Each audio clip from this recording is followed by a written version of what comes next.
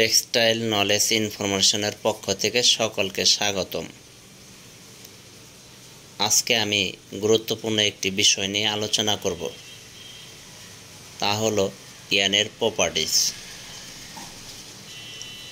আমরা অনেকেই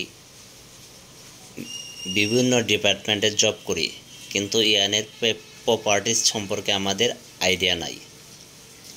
যেমন আমি ওয়ার্পিংয়ে জব করি, ডাইংয়ে জব করি, উইভিংয়ে জব করি, কিন্তু কোন সুতার কী প্রপার্টিস এবং কত স্ট্যান্ডার্ড সেটা আমরা না জানার কারণে আমাদেরকে অনেক সময় সিনিয়র ম্যানেজমেন্টের কাছে অনেক বকা শুনতে হয় বা কথা শুনতে হয়। তার কারণ হলো ইয়ানের প্রপার্টিস জানি না। ওয়ার্পিংয়ে ব্রেকেজ হচ্ছে, বাট শুধু জানি ব্রেকেজ হচ্ছে, কিন্তু কিসের জন্য হচ্ছে সেটা আমাদের অনেকেরই অজানা। অনেক সময় ডাইংয়ের শেড আসছে না, শেড ম্যাচ হচ্ছে না। কী কারণে শেড ম্যাচ হচ্ছে না সেটা আমাদের আইডেন্টিফাই করতে পারি না। তার কারণ হলো আমরা ইয়ানের প্রপার্টিজ জানি না। তো ইয়ানের properties is very important to know the every people as a textile engineer. So যখন স্পিনিং থেকে একটি সুতা আসে, তখন আমাদের কী কী পরীক্ষা করে দেখতে হবে বা কী কী টেস্ট দেখতে হবে। যখন একটি ইয়ান আসবে, তখন আমার এই ইয়ানের কাউন্ট চেক করে দেখতে হবে, টিপিআই দেখতে হবে, মানে টুইস্ট পার ইঞ্চ, ইয়ান ইভেননেস চেক করতে হবে, থিন প্লেস চেক করতে হবে, থিক প্লেস চেক করতে হবে, নেপস কত আছে দেখতে হবে, হিয়ারিনেস কেমন, কম না বেশি স্ট্যান্ডার্ড থেকে, নেপস কম না বেশি স্ট্যান্ডার্ড থেকে এটা চেক করতে হবে, টেনাসিটি কত, ইলেঙ্গেশন কত, কাউন্ট স্ট্রেংথ প্রোডাক্ট কত, মানে সিএসপি কত,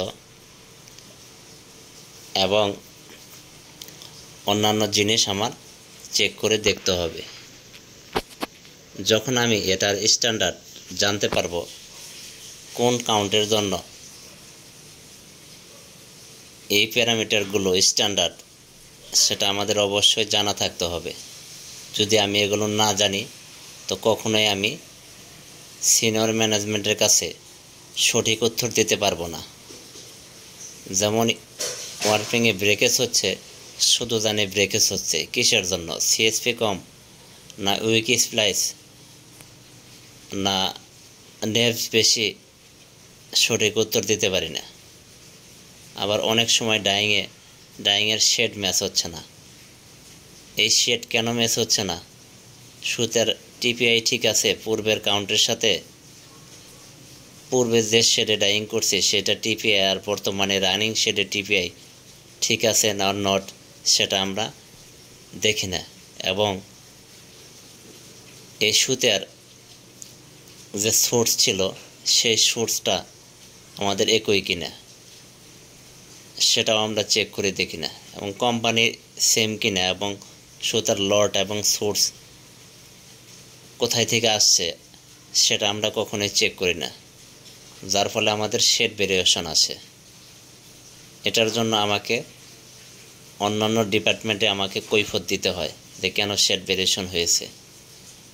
হ্যাঁ, শেড ভেরিয়েশন খুব বেশি হলে সেটা ডাইং রেসপন্সিবিলিটি, বাট সুতার কারণে যদি কিছু 19-20 হয়, সেটা হয়তো টলারেন্সের মধ্যে থাকবে, সেটা মেনে নেওয়া যায়। সো আমাকে এগুলো ডকুমেন্ট রাখতে হবে। আবার অনেক সময় উইভিংয়ে যে পূর্বে যে সুতা ইউজ করছি বা স্যাম্পল ডেভেলপমেন্ট করছি, সেই ডেভেলপমেন্টের সাথে সুতার প্রপার্টিস ঠিক আছে কিনা সেটাও আমরা চেক করে দেখি না, শুধু ইউজ করি। সেখানেও আমাদের কাপড়ের মধ্যে ভেরিয়েশন আসে শেডের। তখন দেখা যাচ্ছে যে আমার কাপড় পূর্বের মতো ব্যাক সাইডে ঠিক নাই, সে এই যে বিভিন্ন ইস্যু সুতার কারণে সেটা আমরা সঠিক উত্তর দিতে পারি না। তার কারণ কি, আমার জানা নেই, যার ফলে সিনিয়রের কাছে আমার বকা শুনতে হয় বা কথা শুনতে হয়। তো আমাদের প্রত্যেকেরই যারা টেক্সটাইল ইঞ্জিনিয়ার, তো ইয়ানের প্রপার্টিজ জানা দরকার এবং কোনটা কোন কাউন্টের জন্য কত স্ট্যান্ডার্ড এটা অবশ্যই জানা দরকার। না হলে আমি আমার ডিপার্টমেন্টে আমি ভালো পারফর্ম করতে পারবো না। সেই কারণে আমাকে এই ইয়ানের প্রপার্টিজ সম্পর্কে জানতে হবে, তাহলে ভালো একজন ডিপার্টমেন্ট হেড হিসাবে দায়িত্ব পালন করতে পারবো। তো যেমন আমাদের কাউন্ট জানতে হবে, টিপিআই জানতে হবে, টিপিআই ইজ ভেরি ইম্পর্টেন্ট। তারপরে আমাদের সিএসপি ইম্পর্টেন্ট, হেয়ার এন্ড নেসটা ইম্পর্টেন্ট, নেসটা ইম্পর্টেন্ট, থিক থিন এটাও ইম্পর্টেন্ট। এগুলো প্রত্যেকটা আমাদের ইম্পর্টেন্ট।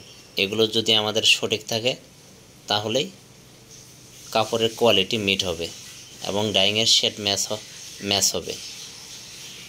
এবং আমরা যে স্যাম্পল ছিল, স্যাম্পলটা যেভাবে ডেভেলপমেন্ট করছি, পরবর্তীতে যদি বাল্কে বা প্রোডাকশনে একই সোর্স বা একই কোয়ালিটির সুতা ইউজ করি, তো আমাদের অবশ্যই মাস্ট বি আমাদের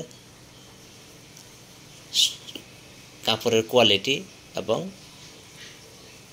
ফেব্রিকের কোয়ালিটি ম্যাচ হবে। সো তাই আমাদের ইয়ানের প্রপার্টিজ সম্পর্কে অবশ্যই জানা থাকতে হবে, ইহা গুরুত্বপূর্ণ। I think that everyone should know the yarn properties, otherwise you will not perform your department.